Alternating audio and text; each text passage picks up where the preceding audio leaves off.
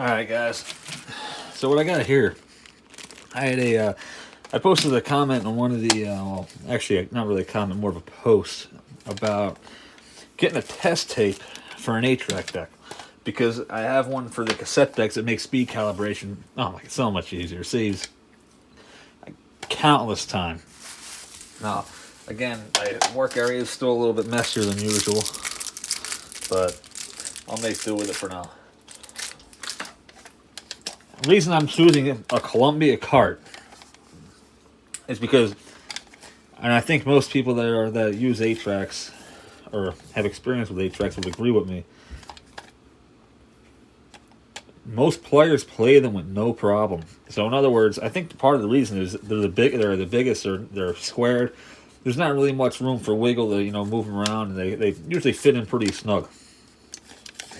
The pressure pads are always still good on them, unless it's one of the earlier Columbia ones with the rounded edge toward the back.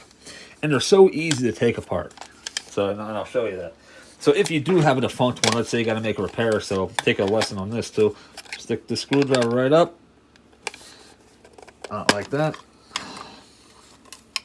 In through the other side. Now obviously I'm using a tape with no monetary value whatsoever. See that? Nothing's broken, I'll snap right in.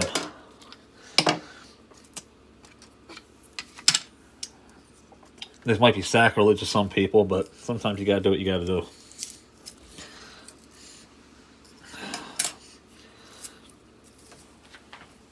Set that off to the side for now. So the 8-track gets fed in, you spool it up like so. So I'm gonna cheat. Hopefully it'll work. I don't see why it wouldn't. The queuing up.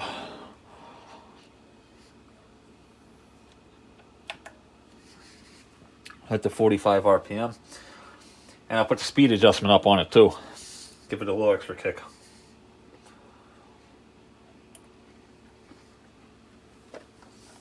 The other cart, that would be a good one too. And don't worry, I would never sacrifice a rock and roll tape, especially one like that. But the RCA carts. Now the problem with these, this one actually needs the felt pads replaced. This must have like really high mileage on it. I'm surprised the pinch wheel don't look bad on it. But these felts are gone. That's from constantly playing. But yeah, these are also real boxy and fit snug. And these actually might sound even better than the Columbia one. The Columbia carts sound really good too for an 8-track. And but I'll actually put an RCA 8-track on a good deck up against a cassette of the same era any day. I'm not talking about late 80s when they had different tape, like better tape. I'm talking about like 70s. We're not going to compare apples to oranges here. Because I always did say, and I stand by it, if you take an early 70s 8-track and an early 70s cassette, the 8-track's going to sound better, in my opinion, every time. Now, obviously, if you compare a 70s 8-track to a mid to late 80s cassette, or even an early 80s cassette when they started using, better tape formula, the cassette's going to mop the floor with it every time.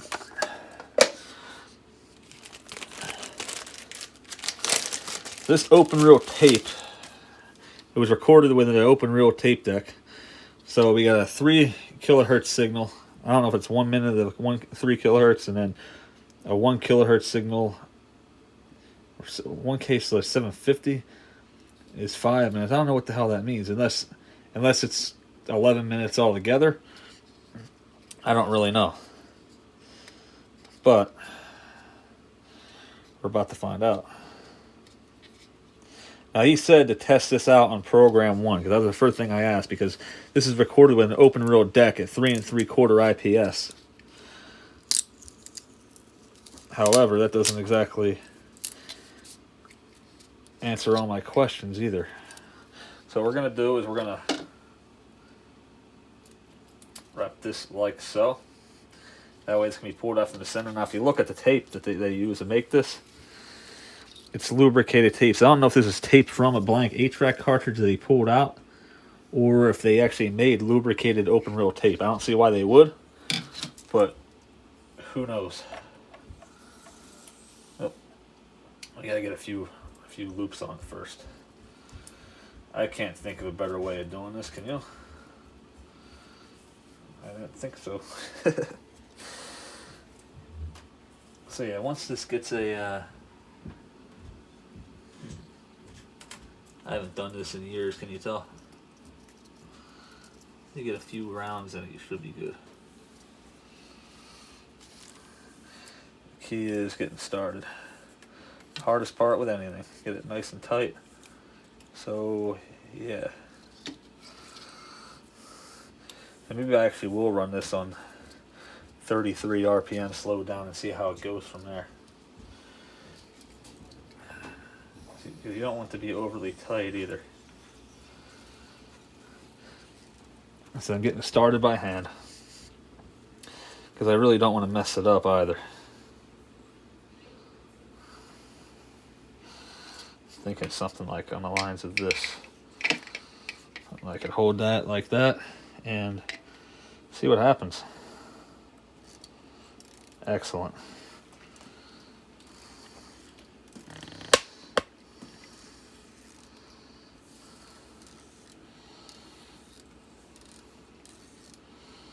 Put a little pull on here, that way it's not... Oh shit. Hang on. Gotta stop. Easy, killer, don't get ahead of yourself. So I'm trying to focus on the camera and this simultaneously, and I screwed up a little bit. I'm touching the tape way more than I want to as well, which I did wash my hands for obvious reasons before I started this project. If you think you can, for a second you can't mess tape up by handling it, think again.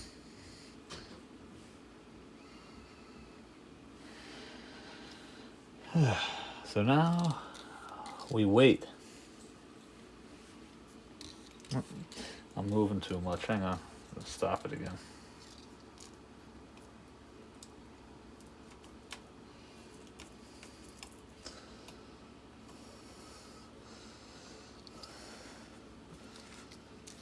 Yeah, we need to keep this down the best we can. Alright. I'm going to leave it like that so it's wearing on the back side, if at all. I try to keep the tape down as much as possible. See if I can move this tripod back so you guys can still see. And move this up closer very slowly though. That way you guys can still see the whole process of what I'm doing here. I will not be offended if you guys skip in either. I'm sure some of you already have.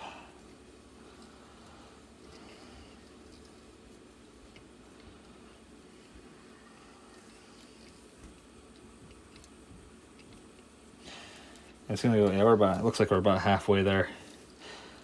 Now, obviously, this is gonna start emptying up faster as it goes because your reel over here is getting wider in diameter. So obviously, the bigger your driven pulley, the bigger your drive pulley, the faster your driven pulley is going to go. Just common ratio. That's all that is.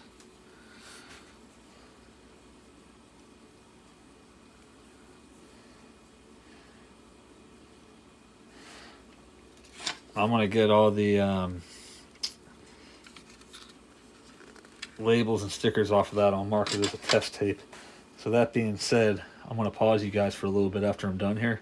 I'll get this tape all set up. In fact, I may as well just pause these now because, let's face it, no one wants to sit here and watch this whole entire process. But that is how it's done. And it does look like it's pretty much, we're on the home stretch with it now, so. And if you're going to do this, please have your tone arm in a raised position. That should be common sense, but I find as time goes on, the common sense isn't quite as common as it used to be.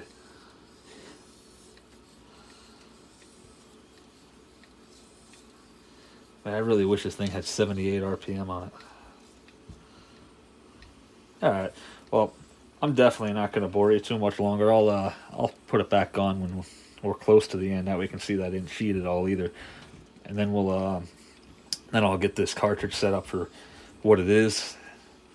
And yeah, at the end of the video we will test it out on the player and hook the meter up to it See what kind of tones we're getting. Alright guys, we are almost there. I figured this would be a good time to start it back up. So once this gets out, I'm going to go do what I got to do to this cartridge shell, and then put a splice on it, which I actually don't have any splice tape on me right now, so we're going to do an at-home version, if you will. Oh, there it is. Excellent. I gotta set the speed for the Pioneer back up, because if not, I'm going to be going crazy the next time I go to use it. I wish tape players had that. You see that? How those dots are staying perfectly still? If only, and that way you know for 100% you're at the right speed.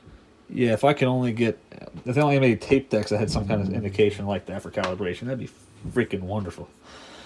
Alright, let me get the cartridge shell set up, and I'll be back with you guys shortly. I'm going to ask for forgiveness in advance, because what I'm about to show you is one of the most ghetto fabulous repairs ever. If I remember when I got into collecting 8-tracks when I was 10 years old back in 2000. And this is, I figured this out on my own, how these splices work and what they were for. And it's really kind of common sense, really, if you think about it. But as you can see, this Columbia shell is bare. I got this label off of an RCA tape that I wrote everything right on it. So we're going to use that to identify this as a test tape. Put the pressure pad back on. Always make sure they're completely dry, though. If you immerse them in water to do what you got to do. These are very good pinch rollers, too. They still hold their texture. Actually, probably should have put this on here, too, before I did that, but I didn't. Oh, well. No harm done. Come on. There we go. Oh.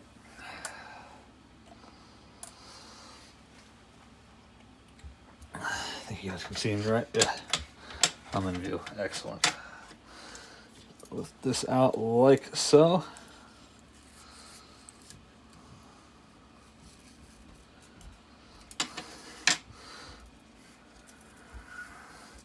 You give a little bit more. 8-tracks will actually wind themselves up. I want to make sure this plays freely.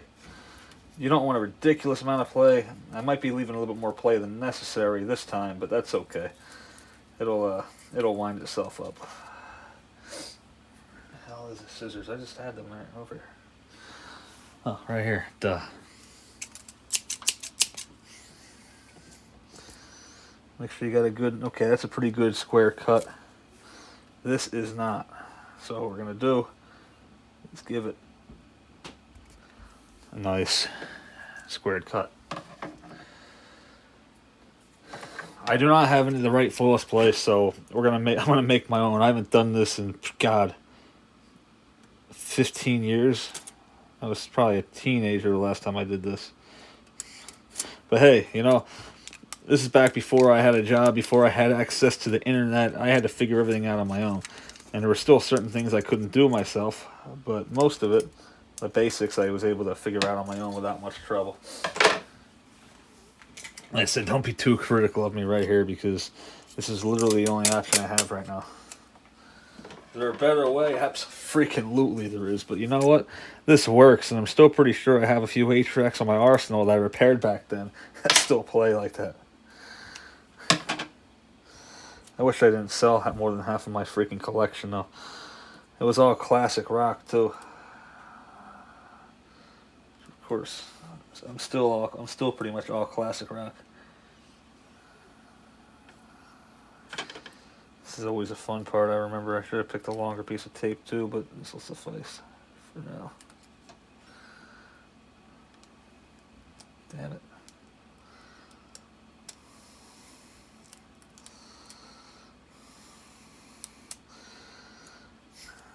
This is pissing me off. I think I need a long. No, I don't. Yeah, I need to make it a new piece. I already fingered this one up pretty good. Perhaps this will be better.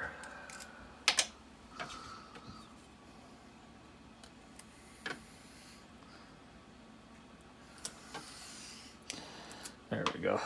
Excellent.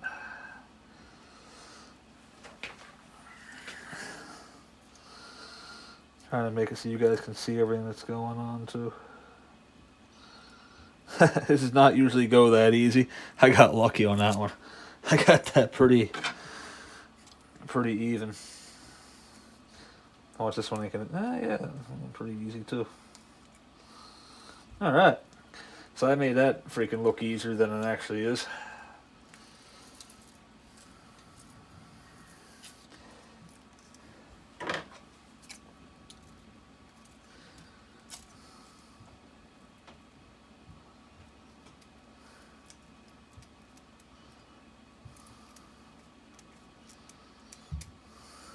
By the way, every time I do come across one of these repairs in one of my tapes I did years ago, I usually do replace it with the real thing. But for now, this is going to have to do. It does work, no problem. Flatten it out, make sure you got a good thing. And bam, you got a homemade foil splice. So we're going to pull the slack out of the tape very carefully. Try not to finger the tape any more than you have to.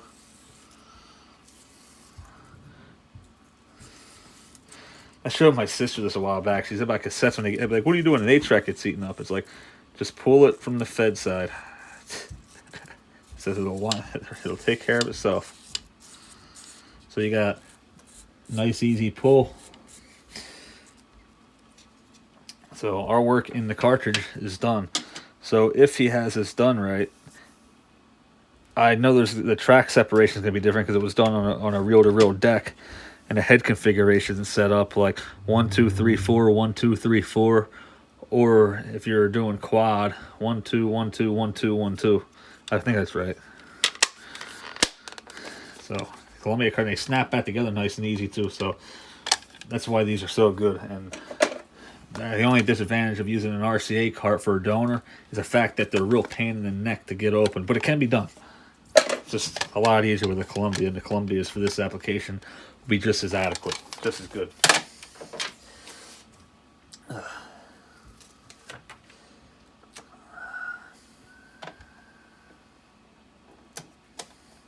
That was pretty good too. And I still got it.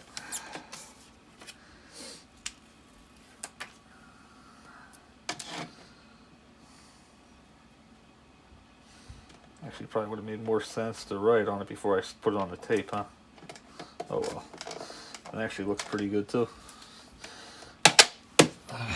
1 second, run and get the ring marker.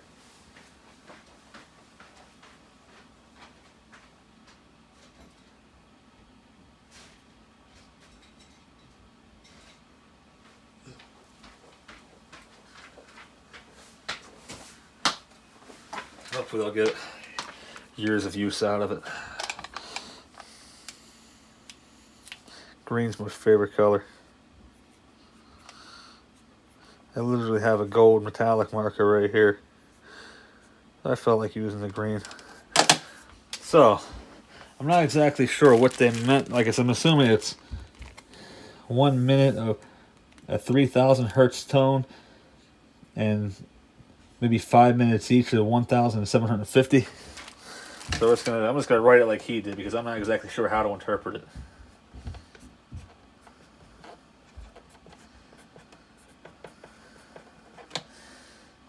So the 3 kilohertz is for speed, and I believe he was telling me that the 1 kilohertz and the 750 hertz is for azimuth and head height. But again, I don't really know how you can calibrate that because if the track, I imagine it would have to be made with an 8-track deck if it's for anything other than speed. Because I don't see how you could do a head alignment off of a tape that was made on a machine that's not set up with the same track configuration as an 8-track deck. It just doesn't make sense to me, but maybe there's something I'm overlooking.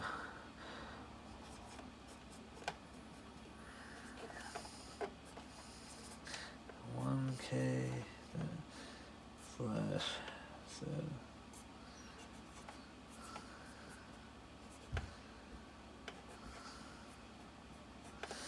Was it the 9th, I believe?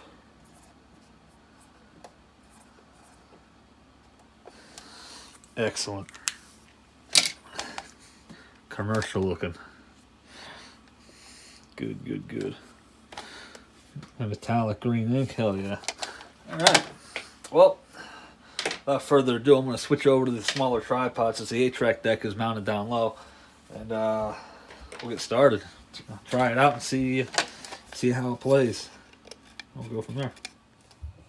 Yeah, sorry guys, I thought I was going to be able to do a test for you with the Pioneer, but I got that wobbling to go away for a while, but in mid-test, it started doing it again. So I'll get either this, once I get either this deck, the whatever the hell the mechanical problem is going on here, figured out.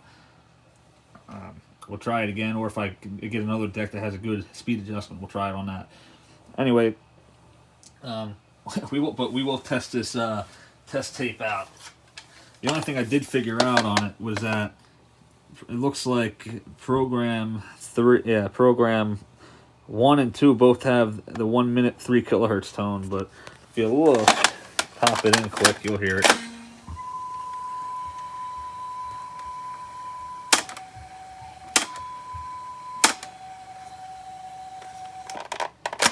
Between 1, 2, 3, and 4, I think that's what they mean for the azimuth adjustment. They get the speed test corrected first, and then you go on to the maybe that's how he has it set up. Adjust it until your meters read in the middle, and there's no crosstalk or bleed through the other tone. So that makes sense. But yeah, I can't wait to be able to actually do a live speed calibration on one of these decks. But there's no sense even trying to do it if that's fluctuating. It's just stupid. Anyway, at least hope you enjoyed the video on how to wind a spool for an 8-track tape up. At least there was that. So yeah, sorry for the disappointment, but I'll catch you guys again on the next time. And as usual, thanks for joining me.